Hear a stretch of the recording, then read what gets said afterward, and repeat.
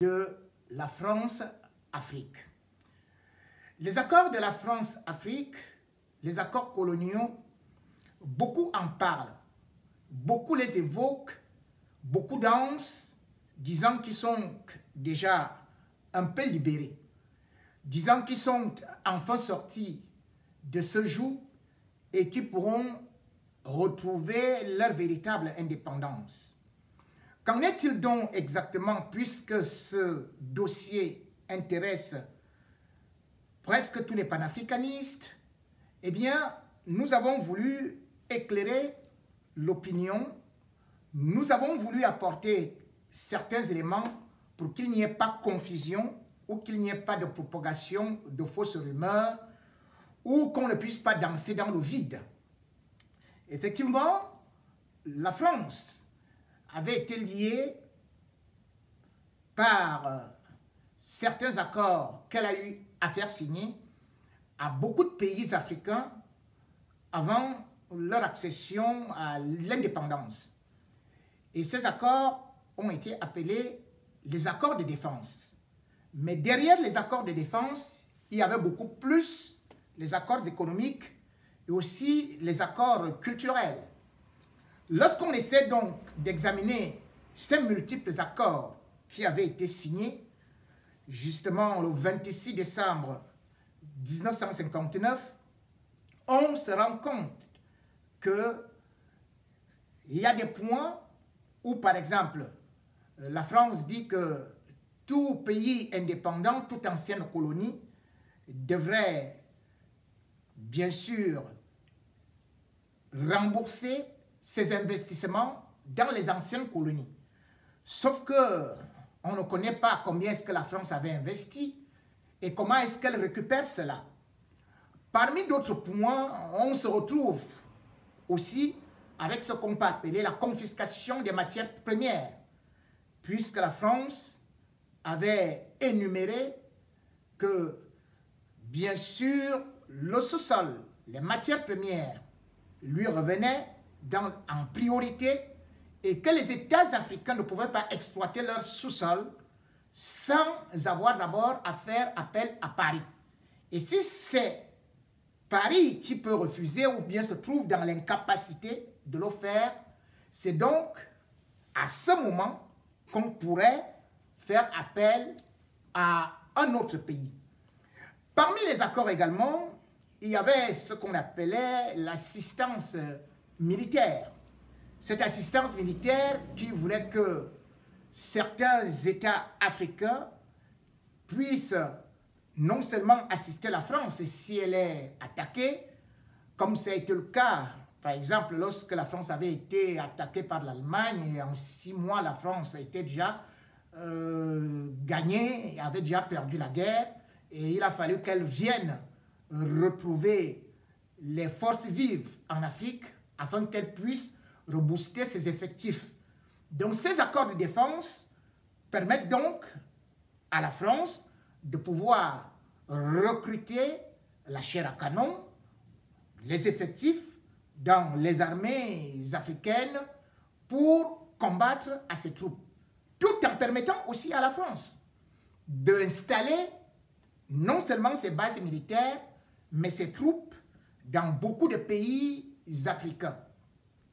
Derrière aussi ces accords, il y avait le plan culturel qui voulait que la France impose à ses anciennes colonies la langue française, qui fait de telle sorte que beaucoup de pays aujourd'hui ont pour langue nationale le français.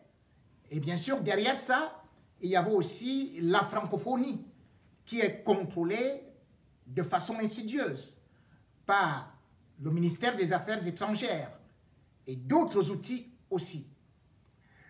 Toujours dans ces accords, on avait aussi ce qu'on appelle, bien sûr, le contrôle du franc CFA.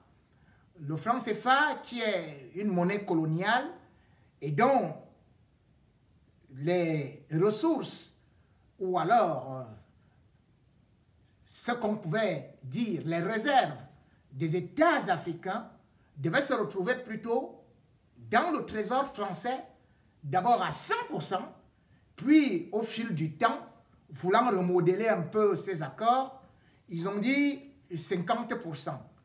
Et bien sûr que dans le trésor français, il est donc pratiquement impossible à un État africain de pouvoir savoir ce qui s'y passe, puisque il n'y a que 6 administrateurs français qui savent exactement ce que ce compte d'opération créé en France peut rapporter. Mais toujours est-il que les recettes des États africains ou encore leurs revenus sont déposés là-bas et peuvent également être utilisés par la France dans les zones boursières, rapporter ceci. Mais quand un État africain a besoin de l'argent, la France lui accorde 20% de ses revenus par rapport aux recettes de l'année précédente. Cependant, lorsque l'État avait déjà un peu plus, il faut donc aller encore s'endetter auprès de la France, c'est-à-dire que les États africains vont acheter leur propre argent, vont s'endetter auprès de la France pour leur propre argent. C'est donc ce point qui est surtout beaucoup grave par rapport à ce qu'on appelle le franc CFA, où la France a pu maintenir les États africains dans une sorte de domination, dans une sorte de joug. Et à travers ces accords, dont on ne peut pas tout énumérer, parce que la France devrait contrôler non seulement aussi les dirigeants africains, la France a aussi la possibilité d'imposer ses politiques, et d'ailleurs, les États africains ou les dirigeants africains font un rapport à la France avant même de bénéficier d'un quelconque financement.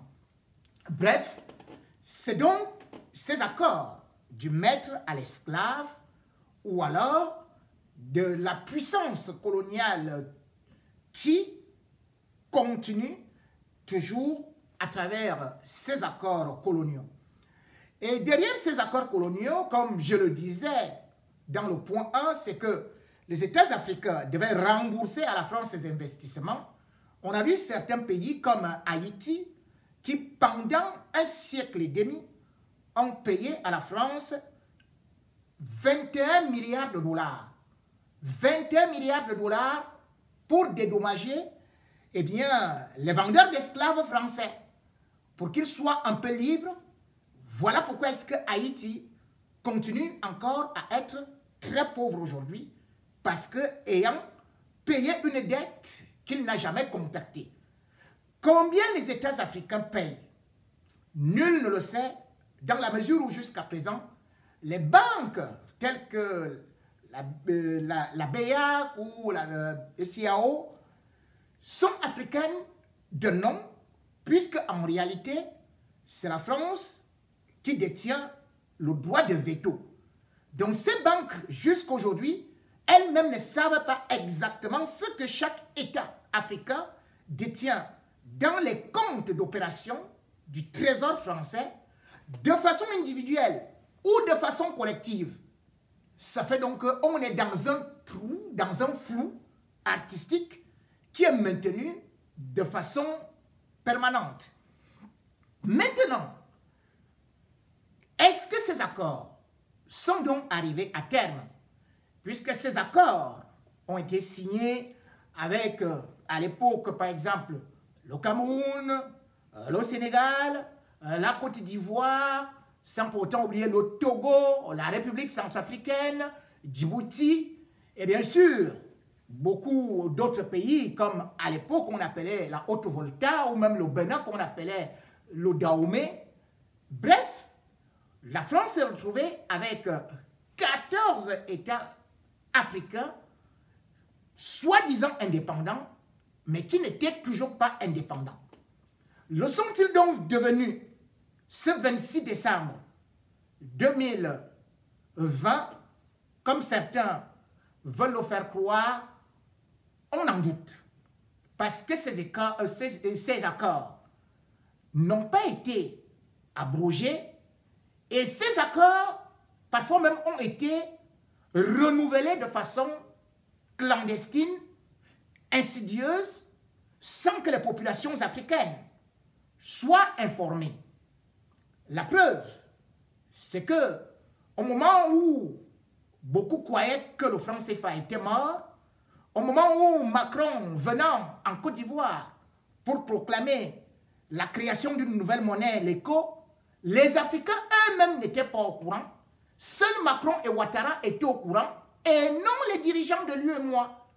Même le gouverneur de la BCEAO n'était même pas au courant de cette transformation et de cette création de l'éco. On ne connaissait donc pas dans quelles conditions et sur quoi ça allait se passer. Et à l'insu des Africains, le 10 décembre 2020, on a retrouvé encore le débat au niveau de l'Assemblée nationale française pour la réforme du franc CFA. Il s'agit donc d'une réforme où on change de nom, on fait un nouvel habillage, comme l'a dit le député communiste Jean-Yves Lecoq, que la France sort par la porte mais revient par la fenêtre. Parce qu'à travers cette réforme qui est passée à l'Assemblée nationale française, sans même que les Africains eux-mêmes aient eu d'abord à débattre, eh bien la réforme a été votée par 73 députés, donc 57 ont dit oui, 8 se sont abstenus et 8 ont dit non. Ça se passe donc en France. Imaginez par exemple, lorsque la France devait passer à l'euro, on a organisé le référendum ici, en France et dans toute l'Europe pour pouvoir laisser la possibilité au peuple de s'exprimer, de faire leur choix. Et cela a pris plusieurs années. Mais paf, en Afrique, on vient et les Africains, sans même débattre dans leur parlement, suivent le débat plutôt dans le parlement français. Cela veut donc dire que ces accords que d'aucuns croyaient abrogés n'ont pas été abrogés. Bien au contraire, ils ont été réchauffés, rhabillés, dans la mesure où, jusqu'à présent encore, on voit des troupes françaises qui ont plutôt multiplié les bases ou même renforcé, que ce soit au Mali, que ce soit en Côte d'Ivoire, que ce soit au Tchad. Bref, dans toute l'Afrique aujourd'hui, la France est plus que présente. Et lorsqu'on dit donc que l'Afrique a retrouvé sa souveraineté, il faudrait revoir souveraineté dans quoi? Avec quoi? Puisque à partir des accords qui ont été renouvelés, en réalité, on a aujourd'hui, par exemple, ne serait-ce qu'en Côte d'Ivoire, tout ce qui concerne les ports, les aéroports, ou encore des grandes sociétés, le commerce, c'est tenu par la France. Il en est de même dans tous les pays francophones. Comment donc on peut parler aujourd'hui de la fin de ces accords? En réalité, les dictateurs africains ont réussi à jongler leur peuple en véhiculant des mensonges pour se montrer comme des panafricanistes. Tel est par exemple le cas du Cameroun, où beaucoup ont qualifié Paul Biya d'un grand panafricaniste qui vient de tenir la tête à la France et qui a fait que les accords ne soient pas renouvelés. Essayons donc de voir si cela est vrai, dans la mesure où les accords dont il parle, eh bien, n'ont jamais été abrogés. Comment est-ce que ces accords entre le Cameroun et la France ont été signés? C'était bel et bien le 26 décembre 1959, c'est-à-dire que le Cameroun s'apprêtait à accéder à l'indépendance. Le 1er janvier 1960. Eh bien, on appelle Amadou Ahidjo, qui n'avait pas encore le levier du pouvoir, puisque le Cameroun n'était pas indépendant. Contrairement à ce que beaucoup disent que non, c'est Ahidjo qui avait signé les accords. Ces accords ont été signés entre la France et la France. Et comment cela s'est passé? C'est que la France était représentée. Et maintenant, côté camerounais, la France a désigné 2 représentants pour le Cameroun. Ces 2 représentants étaient Jacques Rousseau et l'autre s'appelait Georges Becquet. Donc, imaginez donc que c'est 2 Français qui ont négocié pour le Cameroun avec la France pour ces accords. À partir de cet instant, on comprend donc que ces accords ne pouvaient pas être vrais, ne pouvaient pas être honnêtes, et que c'est comme ça que le Cameroun, le 1er janvier 1960, se retrouve donc soi-disant indépendant, alors qu'en réalité, il n'était pas indépendant. Entre-temps, ces accords qui imposent au Cameroun, par exemple, que toutes ces matières premières, c'est-à-dire que le sol, le sous-sol, que ça appartenait à la France et que le Cameroun ne pouvait pas trouver d'autres partenaires sans l'accord de la France. Et d'ailleurs, la France avait énuméré tout, c'est-à-dire que concernant le sous-sol, dans cet accord, on cite, entre autres, par exemple, des ressources gazières, pétrolières, ou bien toute forme d'énergie, toute forme de minerais, uranium, le thorium, tout est là. Et ils sont allés plus loin en disant que si jamais on découvrait d'autres minerais, la liste pourrait s'allonger. Maintenant, les accords ont été révisés. En 1974, c'était exactement le 21 février. Et ces accords, lorsqu'ils sont révisés, eh bien, on ne touche pas le côté économique.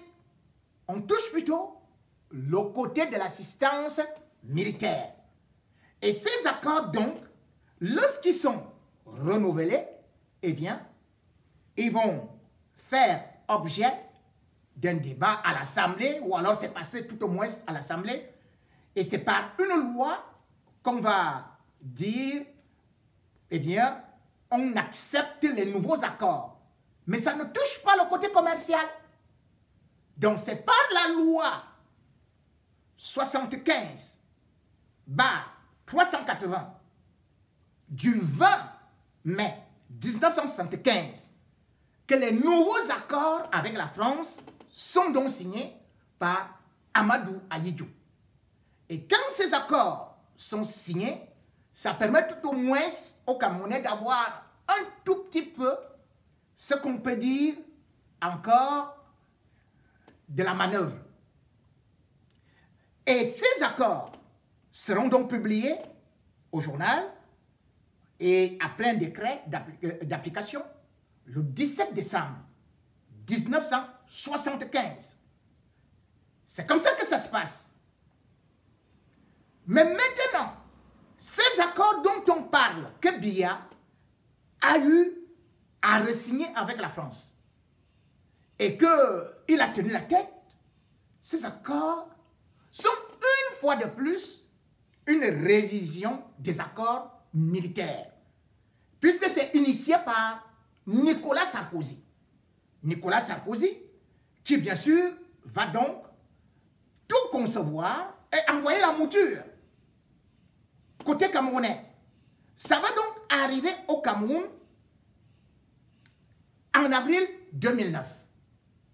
Et au niveau du Cameroun, on n'a jamais débattu à l'Assemblée de ces accords, puisque ces accords, comme je vous le dis, c'est uniquement militaire. Et ces accords seront donc signés par François Fillon, entre François Fillon, côté français, et Rémy Zemeka, qui était ministre de la Défense.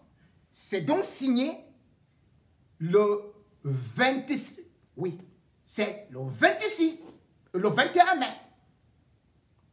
Le 21 mai 2009.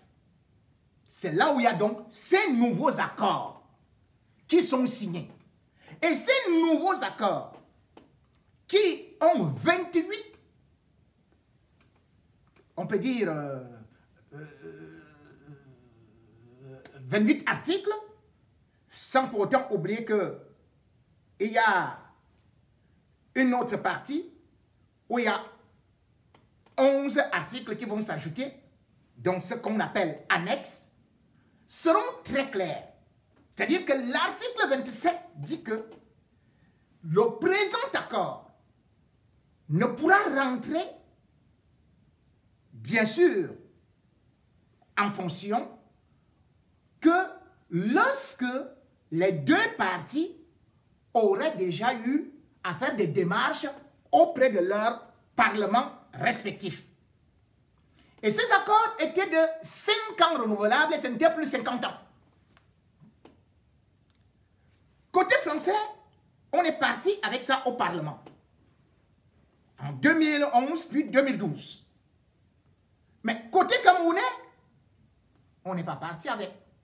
Donc même si c'est de façon unilatérale qu'on devrait les appliquer, eh bien ces accords seraient déjà donc désuets depuis 2017. Donc normalement, le Cameroun, s'ils veulent donc dire qu'il y a de nouveaux accords, eh bien c'est depuis 2017. Mais le véritable problème, l'entourloupe, c'est quoi? C'est que dans tous ces accords, il n'y a pas le côté économique qui a été touché. Rien du tout.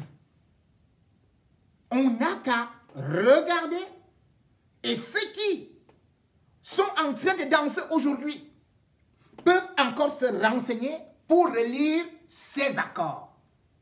Sur le plan économique, rien, mais alors rien n'a changé. Le sol, tout, et y compris les marchés publics au Cameroun, sont d'abord la priorité de la France. Et cela se vérifie encore clairement aujourd'hui. Paul Biya, on ne peut donc pas dire que il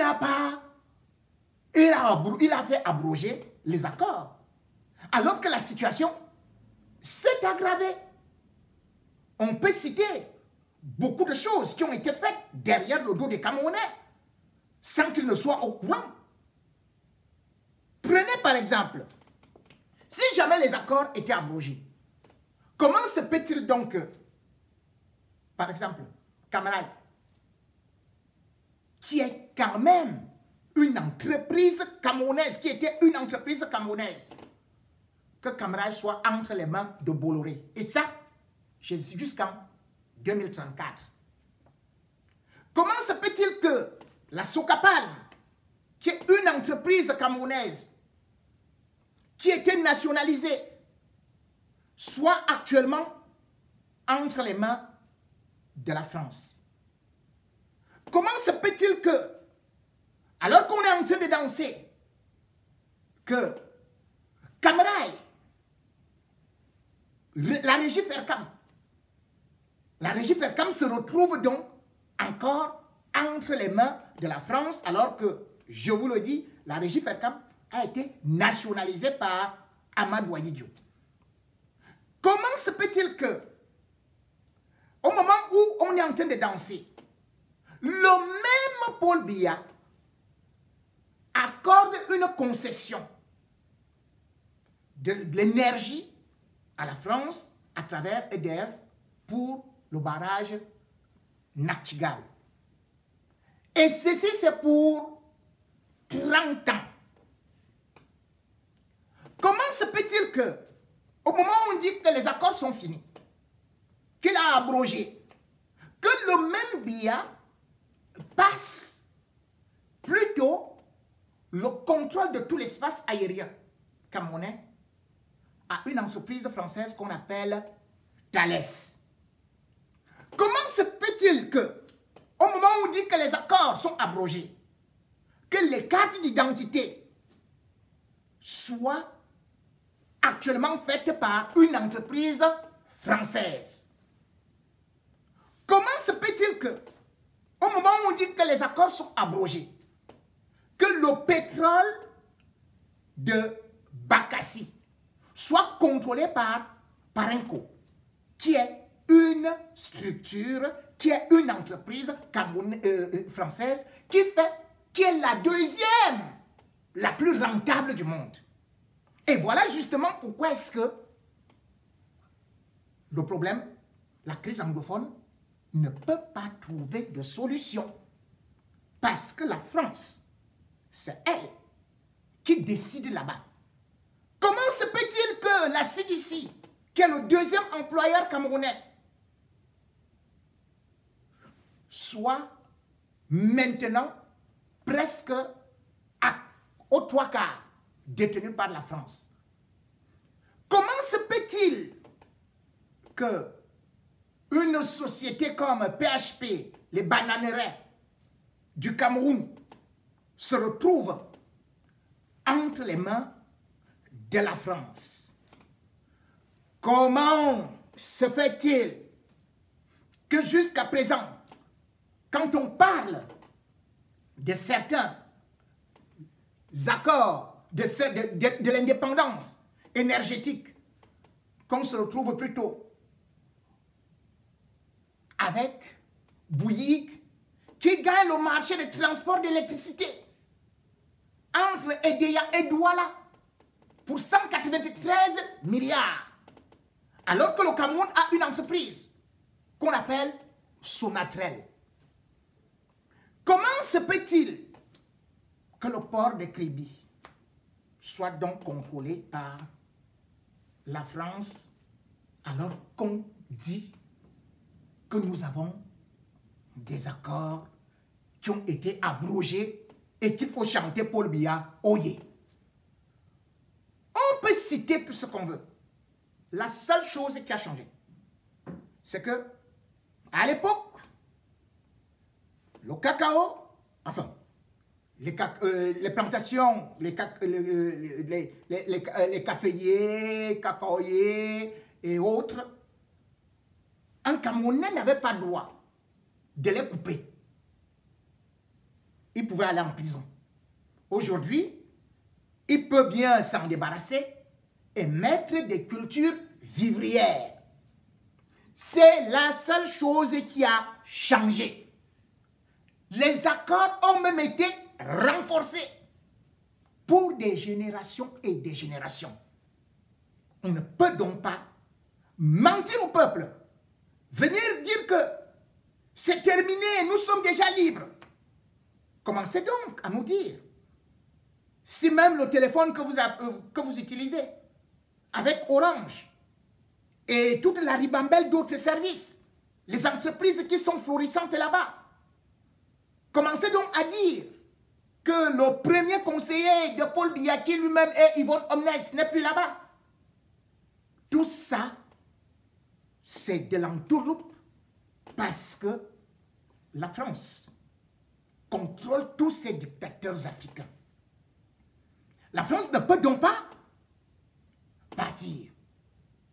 Et d'ailleurs, vous pouvez constater déjà que en 2021, il y aura en juillet le sommet France-Afrique.